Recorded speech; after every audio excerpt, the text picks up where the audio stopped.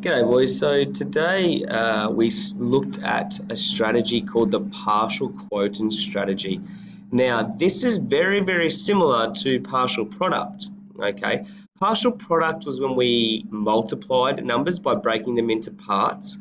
This time quotient, okay, means divide, okay, or division sum. So we're doing the partial division strategy, if that helps.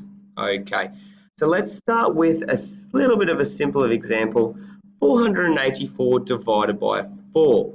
Now, in partial product, we broke the big number, which is 484, the larger number if you'd like, into parts. So if we break this number into parts, what does this first 4 represent? We should know that that 4 here represents 400. So let's put 400 in that box. Okay, so we've done that.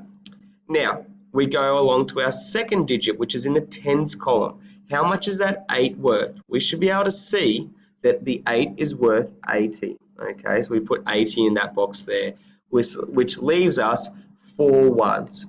Okay, so just like we did with the partial product sum, this number on the side needs to be divided by these 3 numbers. So the first one you would do is 400 divided by 4, because that's what our number in the box is.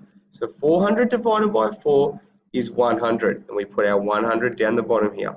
Okay, 400 divided by 4 equals 100. That's where I got the 100 from. Now, the next set, okay, is 80 divided by 4. Now, we should be able to know, we should know that 8 divided by 4 equals 2, but because there's a 0 there, we put the 0 on the end, which equals 20. Okay, then our final sum, all right, is 4 divided by 4, because we're always dividing by 4. Remember that. Whatever number's on the left-hand side of the box, okay, so this side here, we have to divide by. So 4 divided by 4 equals 1. Now, just like the partial product, we need to work out what our final answer is. So we do that by adding 100 plus 20 plus 1. So 100 plus 20 plus 1 equals 121. So 484, okay, 484 divided by 4 equals 121. Just like our partial product, except we're dividing this time, boys. Okay, need to know that multiplication. Let's go to a little bit more difficult one.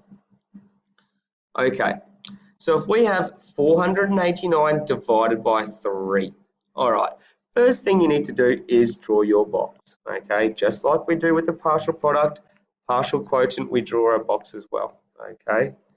Now, we're dividing by 3, so we must put our 3 there, 3 divided by. Okay, let's look at this.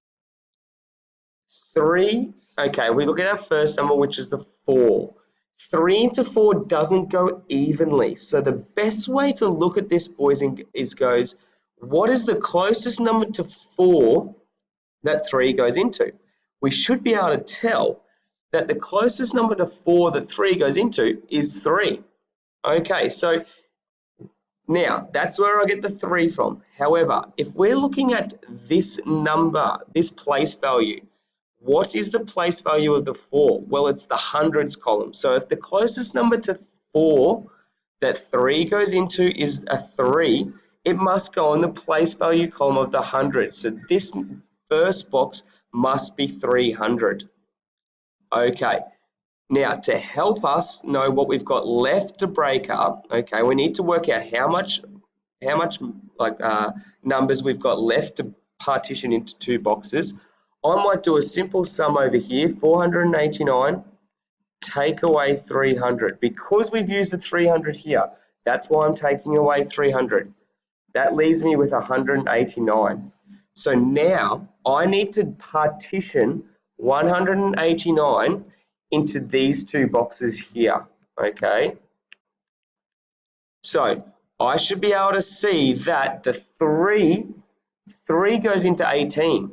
So let's put our 18 there, and because it's in the hundreds, it's 180, which leaves me, okay, with 9 left over. So I'll put 9 in that box. Now it's just a simple division sum again. 300 divided by 3 equals 100. So I'll put my 100 down there. 180 divided by 3 equals, well, if we do 18 divided by 3, that equals 6. But because it's the hundreds, we must put a 0 there. Okay, so it'll be 60. And then 9 divided by 3 equals 3. So we put that there. Now, all we need to do is add 100 plus 60 plus 3 together, which equals 163. So this is why it's super important, boys, you know your multiplication, because you've got to be able to see 3 doesn't go into 4 evenly. So what's the closest number, okay? Now, let's do one more, really tricky one to finish off, just to test you, to see how well you're going.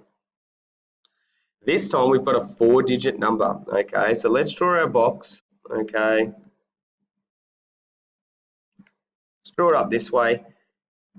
Put the 3 divided by there, and let's just leave it at that first. First of all, what's the let's look at this. Let's look at the first 2 digits, 16. Does 3 go into 16? No, it doesn't go evenly, because we should know our times tables. So what's the closest number that the 3 goes into? We should be able to tell that 3 goes into 15, okay? Now, we can't leave 15 just there.